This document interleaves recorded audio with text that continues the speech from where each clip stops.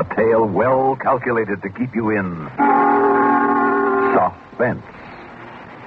In a moment, Act One of A Strange Day in May, starring William Mason, and written especially for Suspense by Michael Healy.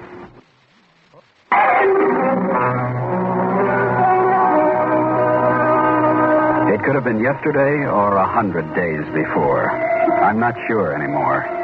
Time has become just a word. All I know for certain is that it began that bright morning in May. I, Major Thomas Manning, U.S. Air Force on special assignment at Claymore Island, was on the verge of realizing a dream that would become a nightmare.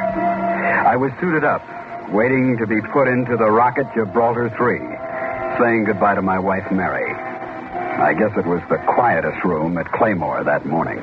Oh, Tom, I wish I felt more confident. Oh, Mary, easy. They'll be calling me soon. Honey, it's hard enough. I know. I'm sorry. You know, it's hard to believe. After all the training, conditioning, study. Oh, Tom, I'm frightened.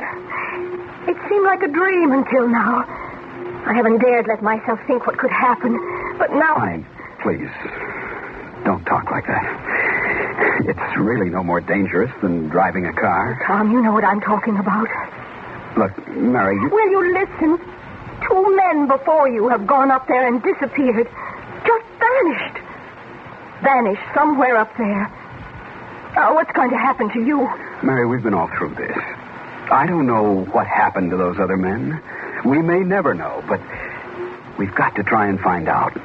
Somewhere there's an answer. Now, my mission is to try and find it. Is it your mission to leave and never come back? What's out there as important as my love for you, my need for you? I don't know. But remember last summer, the night you found me lying on the hammock staring up at the stars? Well, the nearer this has come to happening, the more the fascination's grown until... Yes, I remember. You were almost in a trance. Honey, I felt possessed. The universe was calling me to explore its secrets. It's that simple. And Mary, I feel I'm going to learn what happened to the others.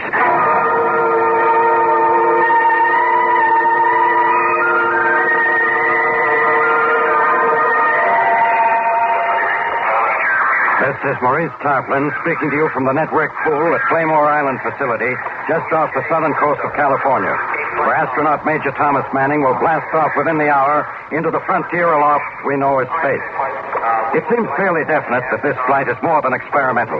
From the beginning, there's been an air of mystery and considerable rumor about this venture. We do know that it will be the furthest flight yet attempted. Here's a quick rundown. Liftoff is scheduled for 0600 this morning here on Claymore Island. And it's turned into a fine morning, so the takeoff should be right on schedule. I see Colonel Alvin Marks coming from Central Control. He's the head man in this operation. We've been trying to get his eye all morning. Now, if I can just get his attention now. Colonel Marks. Yes? Colonel Marks, sir. A few questions for our network audience. But you'll have to be brief. Sir, I just wanted to ask you if there's anything in the rumor that this is not just another experimental flight. I mean, if there's something going on that... Mark, launching pad reports okay for go. Tell tracking stations to check out, Lieutenant. Oh, I'm sorry. I'm not going to comment on any of those rumors. I will say this. A great deal could depend on this shot, but you'll have to bear with us until it's over. Colonel Mark, can we see over here for a minute, sir? Will you, excuse me? One more thing, Colonel. Where is Major Manning now? They're standing by. There'll be no interviews until after debriefing. He's saying goodbye to his wife. And that's what I'm saying to you. I've got to go into him now for our final word. Thank you, Colonel Marks. That was Colonel Alvin Marks, in charge of today's space shot, whose comments just now have left us about where we were in the running tide of rumors. We return you now to...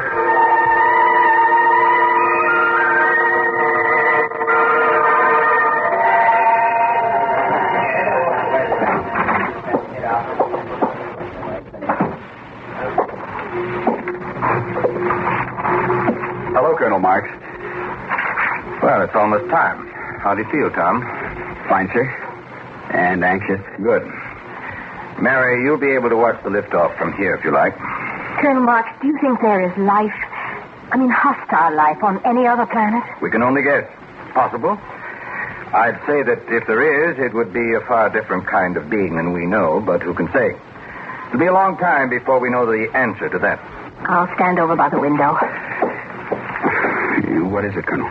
Tom, you remember what both the missing men reported just before they disappeared? Seeing a strange blinding light. Yes, a blinding light coming at them out of nowhere that seemed to gobble them up. Any new theories? None. Maybe some celestial current powerful enough to... If you can see it, don't get too close. Just see what you can make of it and come back down. I will, sir. And we'll be waiting to pick you up in the desert as arranged. Goodbye, Tom. Good luck. Thank you. I'll be talking with you over the intercom. Right. Well, honey, that's it. Oh, Tom, hold me for a minute, please. Now, it's going to be all right. I'll be down before you know it. Come back to me, Tom. And, Tom, I'm very proud, too.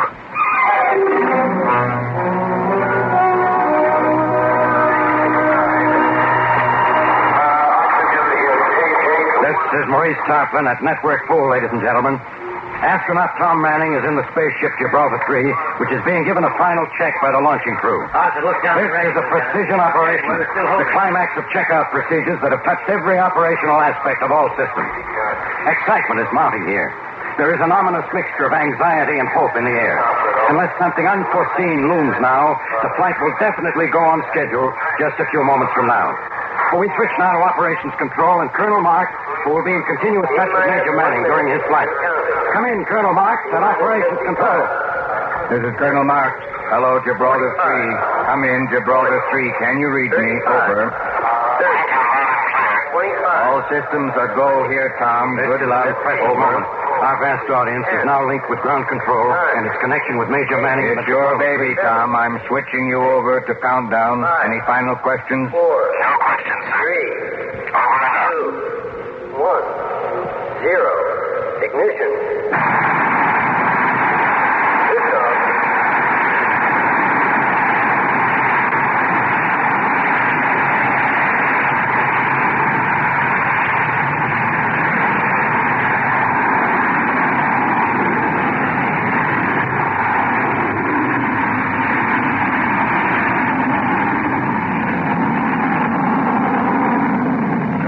Here, Tom. Liftoff was perfect. You are climbing nicely. How do you feel? Feeling fine. Keys are pulling. You're programming well. Pressure okay. Oxygen okay. You'll be entering maximum G's in a very few moments. Roger. She's beginning to vibrate now. Standing well. Altitude 36,000 feet. She's settling down. Cabin temperature building. Otherwise okay. You're still climbing nicely. Climbing nicely.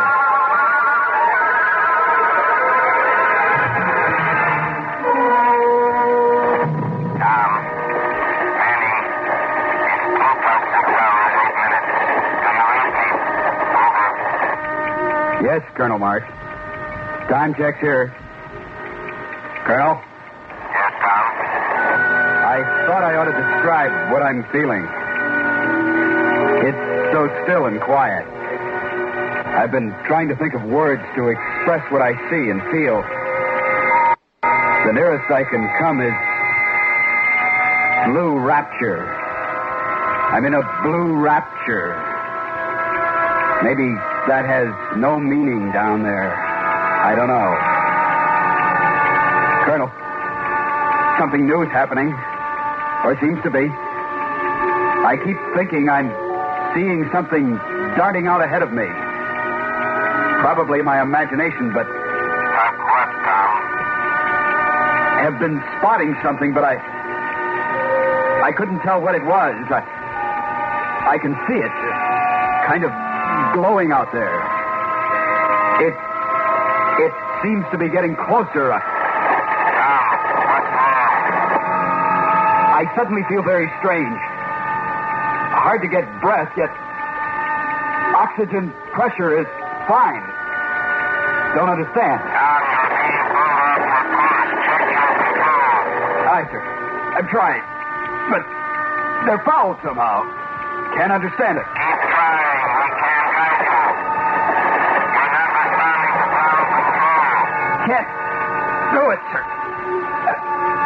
lost control here, too. Our tracking station reports us in full off course, 40 degrees. Can you see anything more? No, wait. I do see something now.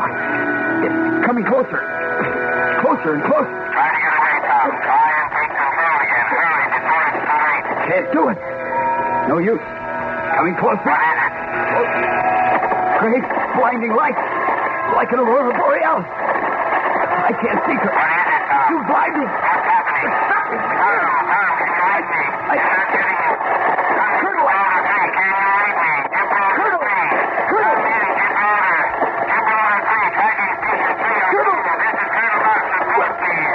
Hear me. I have a fix on your Blower 3. Any station in contact with your Blower 3. Report 3 now, please. Oh, no. You've all lost me.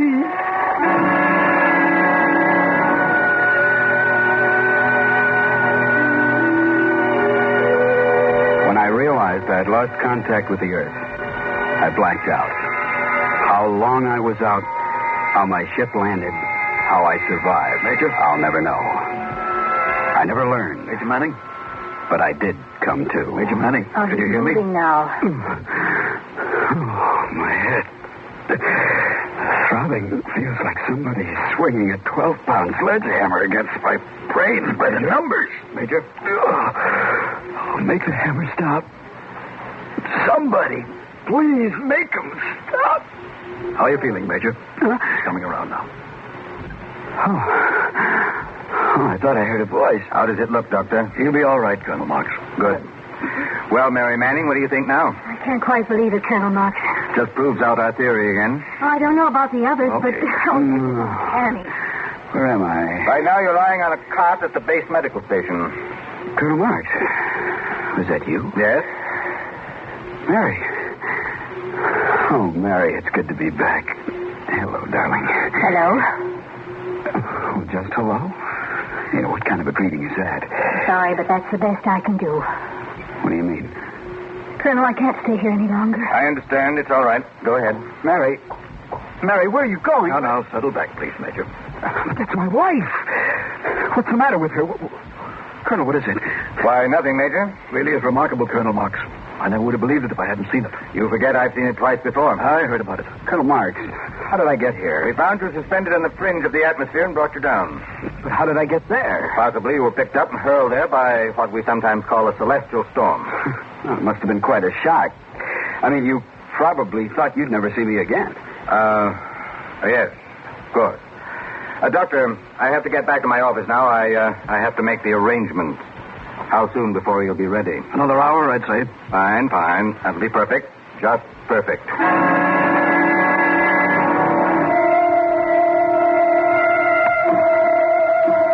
And about an hour later, I was taken somewhere by 2 men from the rescue crew. I can't remember their names, but I know their faces from all the pre-flight tests. Strange, though. If I didn't know better, I'd say they were more like guards. Something in the grimness of their faces. Come in. Here he is, Colonel. Come in, Major. Come in. Anything else, sir? That'll be all. Take a seat, Major. Smoke? Well, you know I don't smoke, sir. Oh, yes, of course.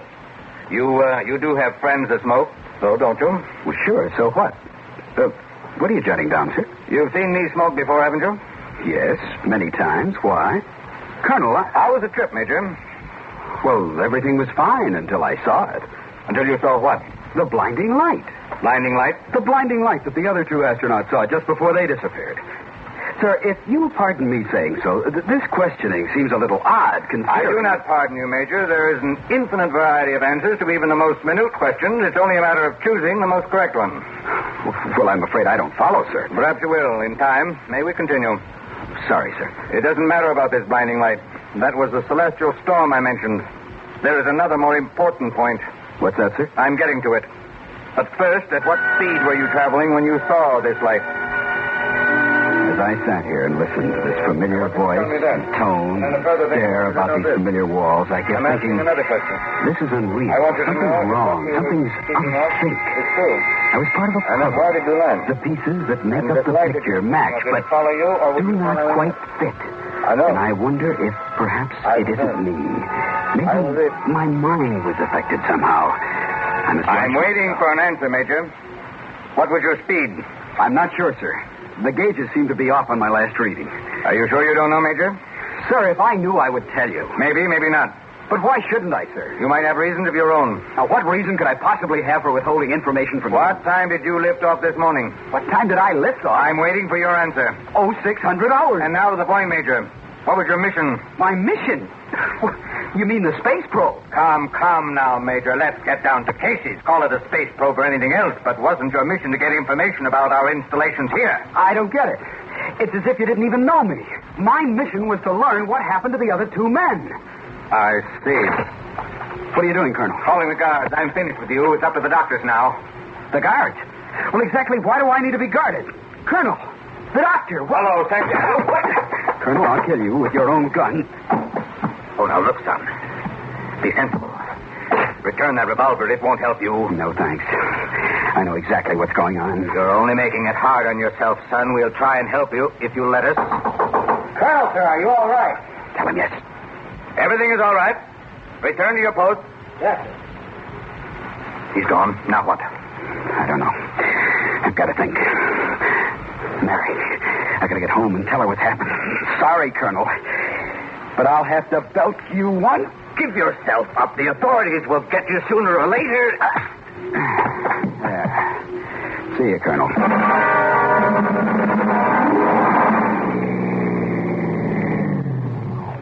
This is my house. Oh, don't get panicky. Just sit tight. Run into the house, get the money out of my wallet. Hold on just a minute.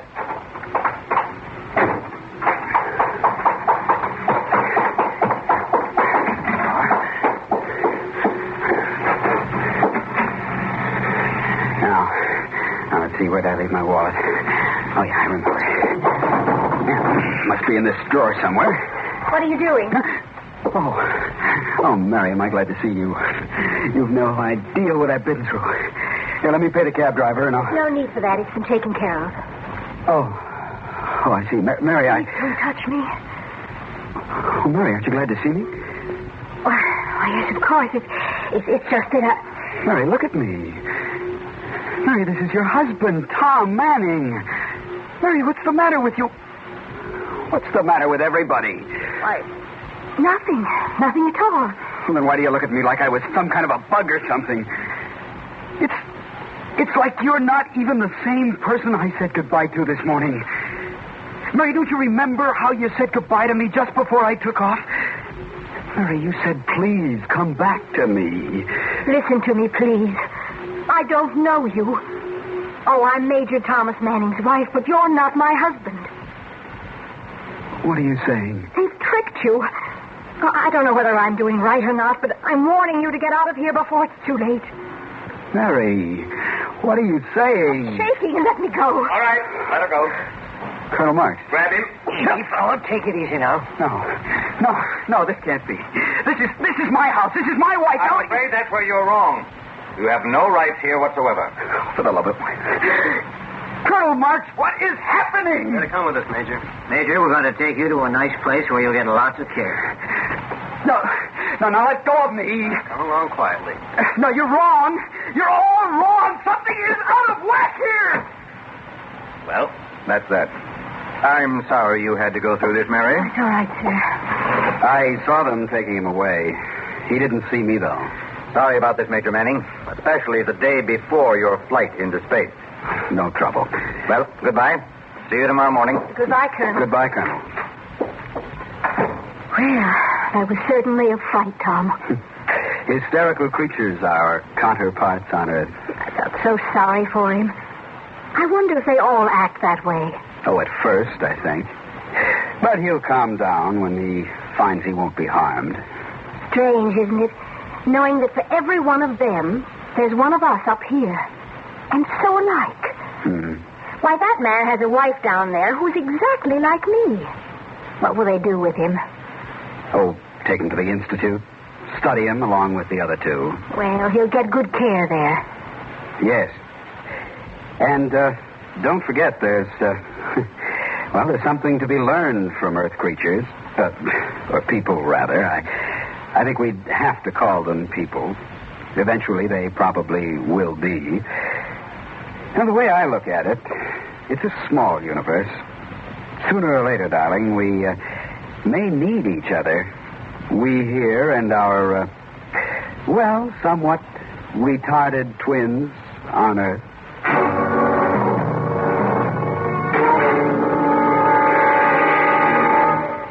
Suspense. You've been listening to Strange Day in May, starring William Mason, and written especially for Suspense by Michael Healy.